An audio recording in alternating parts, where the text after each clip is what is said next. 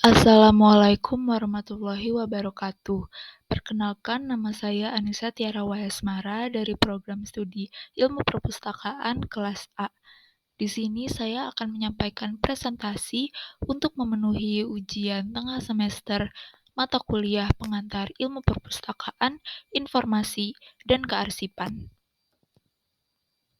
Membaca, tradisi berpengetahuan, dan kepustakawanan. Definisi Anderson secara singkat dan sederhana menginterpretasikan membaca sebagai metode dari kegiatan perekaman dan penguraian.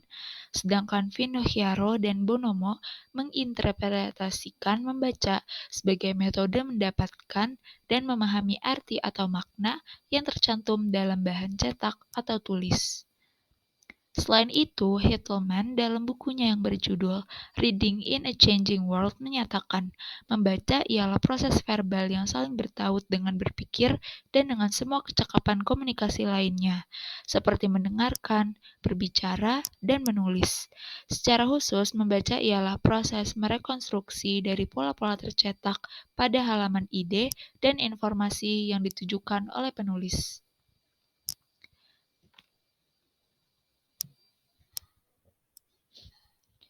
Secara epistemologi, tradisi bersumber dari bahasa Latin tradition yang memiliki arti kebiasaan serupa dengan budaya, kultur, atau adat istiadat.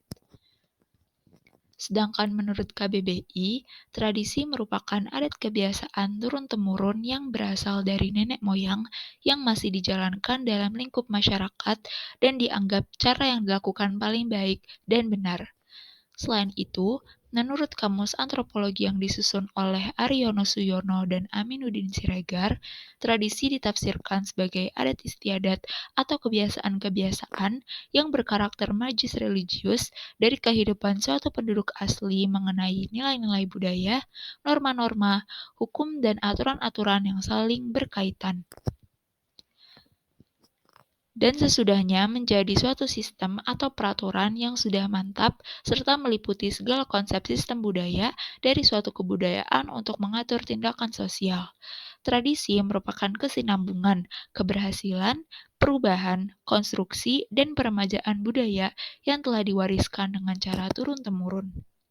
Dengan penyerapan dan penghapusan oleh modernitas dan interkonstruksi referensial. Sedangkan kepustakawanan sendiri merupakan profesi pustakawan yang menghimpun secara selektif, mengendalikan secara terstruktur atau mengorganisasikan, dan menyediakan secara terbuka dan berlembaga di perpustakaan.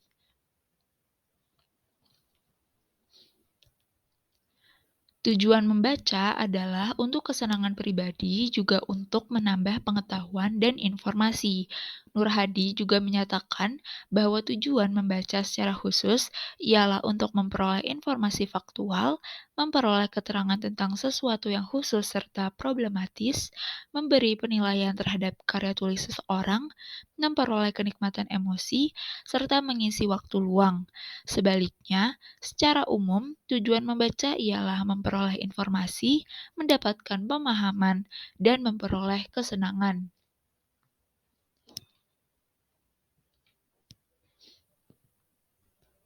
Upaya perkembangan Indonesia menempati peringkat ke-60 dari 61 negara dalam hal minat membaca menurut survei World's Most Literate Nations Rank yang dilakukan oleh Central Connecticut State University pada Maret 2016 silam.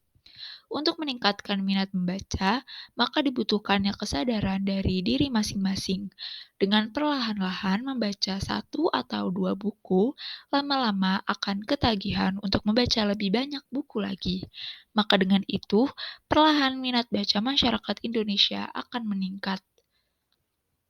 Untuk meningkatkan minat baca, kita harus atau wajib dengan membaca. Tidak harus atau wajib dengan membaca buku pelajaran.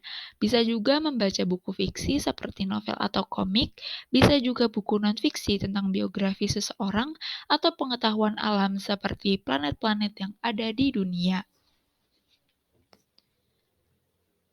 Upaya perkembangan literasi dan minat membaca ini bermaksud untuk mengembangkan sumber daya manusia di Indonesia dalam menghadapi era digitalisasi 4.0, seperti yang diucapkan Didik Soehardi saat menyampaikan sambutan pada kegiatan rapat koordinasi monitoring dan evaluasi peningkatan budaya literasi dan penguatan institusi sosial penggerak literasi dan inovasi di Hotel Merkur, Jakarta. Ia juga berkata bahwa peningkatan literasi ini tidak hanya diperuntukkan untuk siswa saja, melainkan guru pendidik pun juga.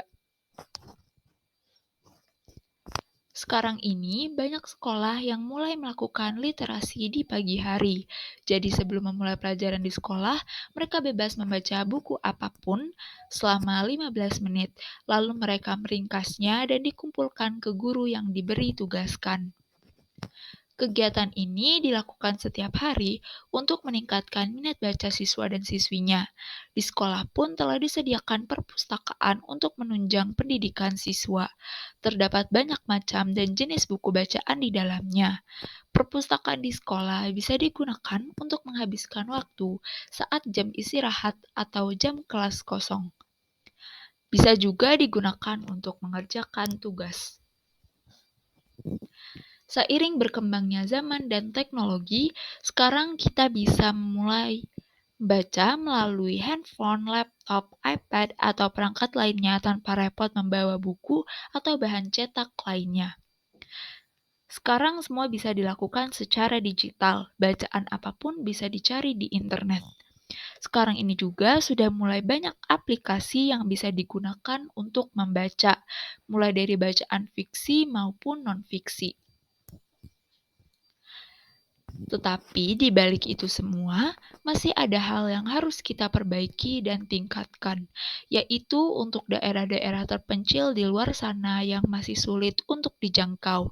Banyak masyarakat yang buta huruf juga tidak tahu menahu tentang berliterasi, dan disinilah fungsi kepustakawanan dibutuhkan. Harus membantu dan mengajarkan masyarakat secara pelan-pelan dan memberikan edukasi tentang pentingnya membaca dan berpengetahuan untuk kehidupan ke depannya. Mulai membuat perpustakaan kecil-kecilan untuk membantu masyarakat di sana. Pemerintah juga perlu turut andil dalam upaya peningkatan literasi ini dengan menunjang dan menyediakan buku-buku dan sarana fasilitas untuk digunakan masyarakat. Penerapan literasi di SMA Negeri 3 Yogyakarta.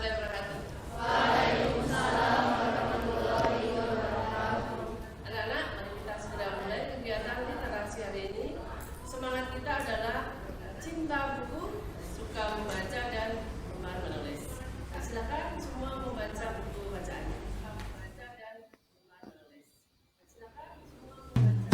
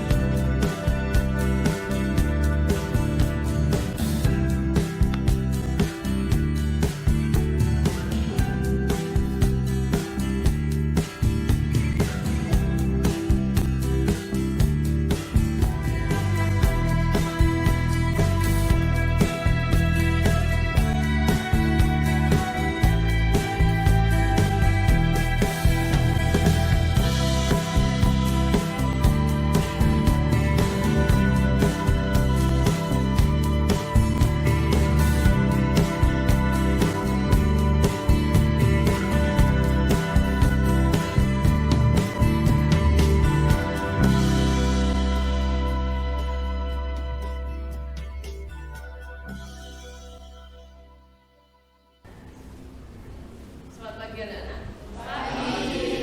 Assalamualaikum warahmatullahi wabarakatuh. Sekian presentasi yang dapat saya sampaikan. Mohon maaf bila ada salah-salah kata. Wassalamualaikum warahmatullahi wabarakatuh.